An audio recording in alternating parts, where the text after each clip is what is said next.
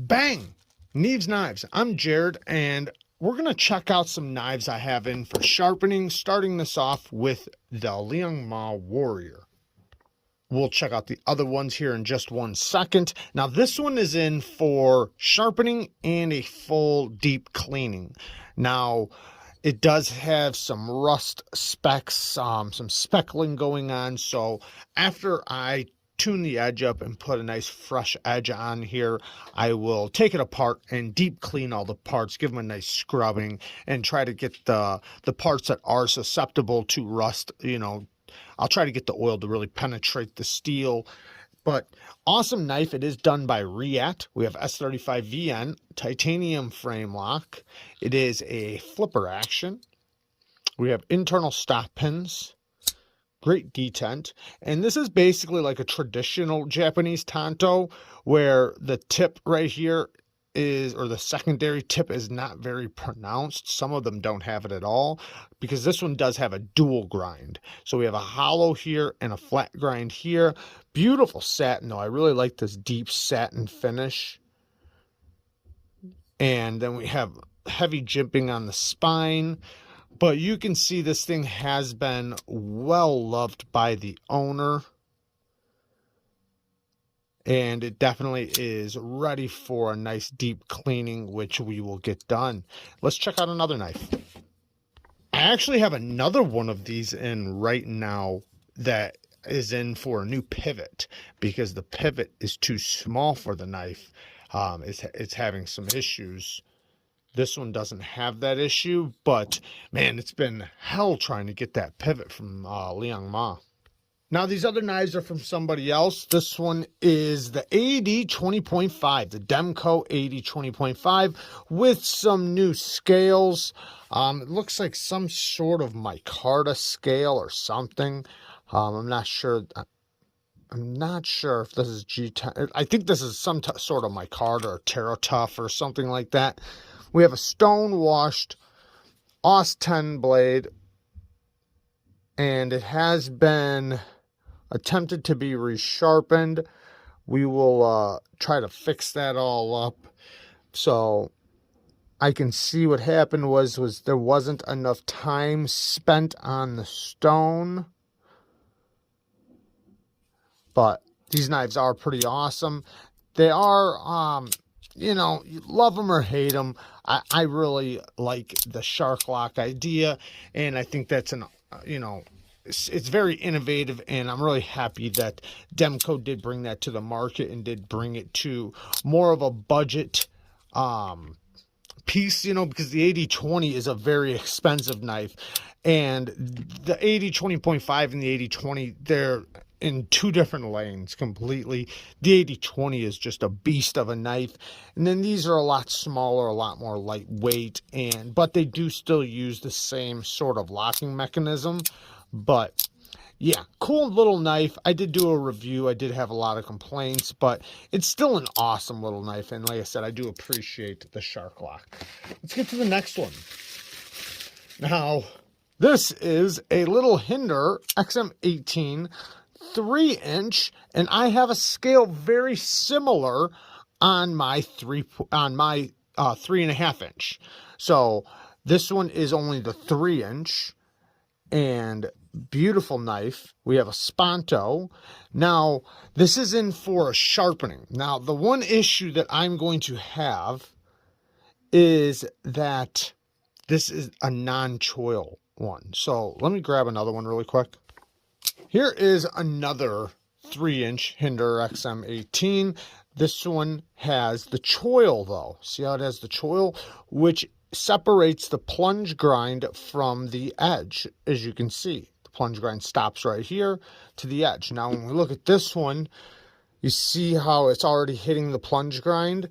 So that makes it where when you go to sharpen it, it's going to create a smile. You can already see from the factory. I'm guessing this is a factory edge that was just tuned up. Either way, you can already see, it's already touching the plunge grind right there. So that is going to be something that either one, I keep it at a low angle like they come, or if I do a high angle, they sharpen these at a very high angle, but if I lower the angle, the edge bevel will get bigger and it will hit that plunge grind. So it's just something, you know, you either got to just deal with or decide to put a choil in, or, you know, you just deal with the smile that's going to occur. It's almost impossible for it not to, you know, but not that big of a deal. I mean, it's not going to function, you know, it's not going to hurt anything functionally, but it can look ugly on such a beautiful knife. Let's get to the next one. But yeah, that one is in for a new edge. So this next one is, ooh, we got the Vero Synapse. Awesome, awesome knife. I do like these quite a bit. This one has a very well-tuned detent compared to the other one I tried. The other one I tried was a full-size one, and it had a lighter detent. This one has a really, really nice detent.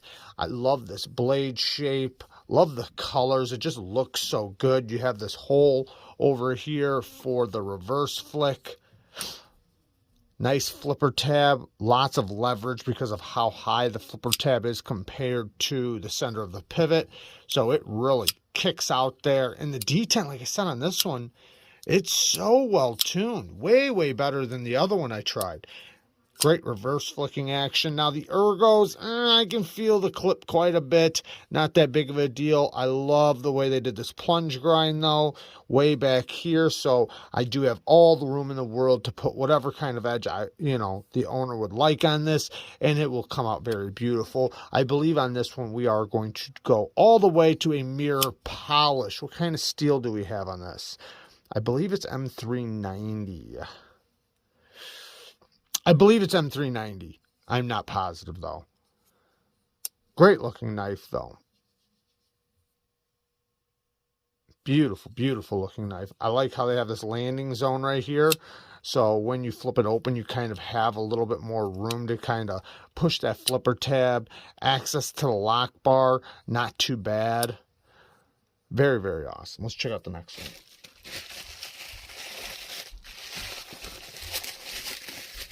So the next one, I've had a few of these in recently. We have the Mini Adamus. So crew wear steel. This is a hard use knife from Benchmade. This is the mini though, which is still a full size knife for sure. The large Adamus is a lot bigger though. You have these cone thumb studs. Now this one I can tell has been resharpened. So we will tune the edge back up. It looks like they missed the tip area, which happens sometimes, but we'll get that all tuned up. G10, steel liners, steel deep carry pocket clip, access lock, great action. These things are normally, oh yeah, no different. Very, very solid. Very, very smooth. Yeah, what a hard use knife. What an awesome knife.